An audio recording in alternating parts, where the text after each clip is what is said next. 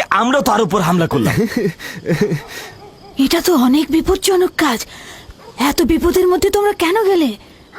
এটা তো খুবই সহজ হিসাব। নেকড়েটা আমাদের ভেড়ার উপর হামলা করেছে, আমরা ওর উপর হামলা করেছি। যার কাছে যা ছিল তাই দিয়ে হামলা করেছি, লাঠি দিয়ে পাথর দিয়ে থেতলে দিয়েছি। প্রথম তো আমি লাঠি দিয়ে আঘাত করলাম, তারপর লাভি পাথর দিয়ে আঘাত করলো, পালাবার কোনো সুযোগই দিলাম না। আমার দিকেও তেড়ে এসেছিল, কিন্তু আমি যদি ভয় পেতাম তাহলে আমাকেই হামলা করতো। ইস, আমি যদি থাকতে পারতাম। আব্বাজান, আমাকে অনুমতি দিন, আমিও ভাইদের সাথে মরুভূমিতে যেতে চাই।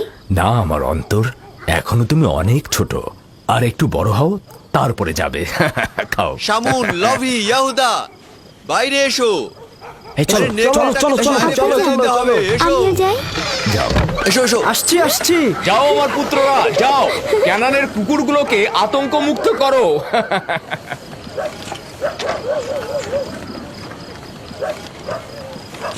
আব্বাজান আজকে মরুভূমিতে যেয়ে বলল যে কেন তোমরা ইউসুফের স্বপ্নকে ভাইদের উপর নেতৃত্বের ব্যাখ্যা করছো। স্বপ্নের ব্যাখ্যা তো এটাও হতে পারে যে ইউসুফের ভালোবাসা তার ভাইদের প্রতি আরো বেশি হতে পারে। হতে পারে, হতে পারে ইউসুফ তোমাদের আরো বেশি ভালোবাসবে। হ্যাঁ আম্মাজান, ইউসুফ তো আমাদের সবাইকে অনেক ভালোবাসে, তাই না ভাই? সবাইকে ভালোবাসার জন্য স্বপ্ন দেখার প্রয়োজন ছিল না। স্বপ্ন ভবিষ্যতের খবর দেয়, ইউসুফের নেতৃত্ব আর শ্রেষ্ঠত্বের খবর। তোমাদের আব্বাজান তোমাদের সাধারণ লাঠি ভাবে। এ কথা বিশ্বাস করো না। তোমার আব্বাজান আসলে তোমাদেরকে নীরব রাখতে চাইছে। বেলহে বলেছে এই স্বপ্নের যদি হাকিকত থাকে তাহলে সেটা হবে তোমাদের উপরে ইউসুফের নেতৃত্ব আর কর্তৃত্ব। মনে রাখবে। কিন্তু আমরা তো ইউসুফের সাথে খেলেছি, আমাদের তো এমনটা মনে হয়নি। বোকার দল, তোমাদের পিতা চায় না তোমাদের সাথে ইউসুফের কোনো বিদ্বেষ থাকুক। সে চায় তার মতো করে ইউসুফকে সবাই ভালোবাসুক।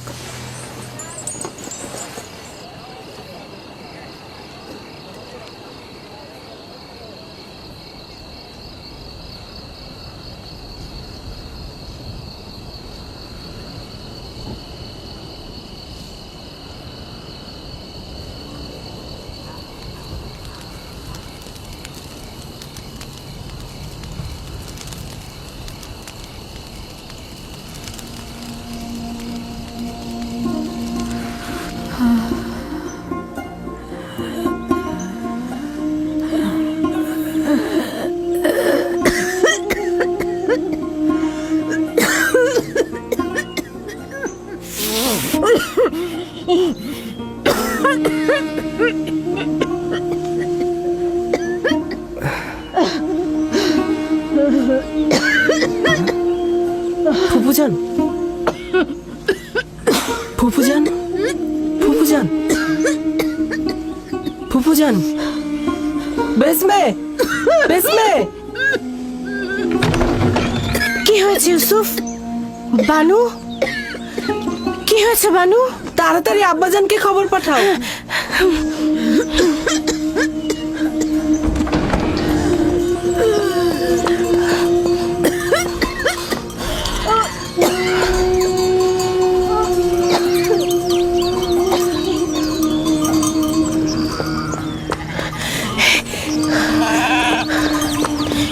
হে খোদার নবী, হে খোদার নবী, আপনার বোন ফাইকের অবস্থা ভালো না। তাড়াতাড়ি আসুন, তাড়াতাড়ি আসুন।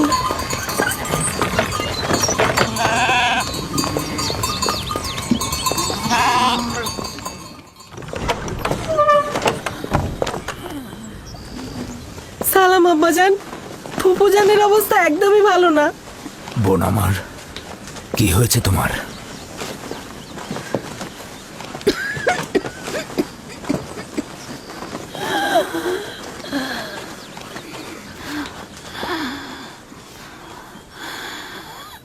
অবশেষে আমার সময় শেষ হয়ে এসেছে। এইসব কি বলছো বোন আমার? তোমার অবস্থা তো ভালোই ছিল, হঠাৎ করে কি হয়ে গেল? অত কিছু তো জানি না, শুধু জানি চলে যাচ্ছে। তাড়াতাড়ি ওনার জন্য হেকিমের ব্যবস্থা করুন, ওনার অবস্থা ভালো নয়। আমি গতকাল থেকে জানি যে আমার আর সময় নেই।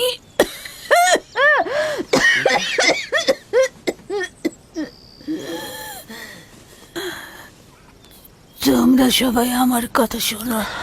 গতকাল যখন বাড়ি থেকে চলে আসার জন্য পিড়াপিড়ি করছিলে তখনই আমার বোঝা উচিত ছিল। এই দুনিয়ায় আমার কিছুই নেই, যা আছে ইউসুফকে দান করে যাচ্ছি এবং আমি তার কাছে ক্ষমা প্রার্থনা করছি। তোমার কাছেও ক্ষমা প্রার্থনা করছি।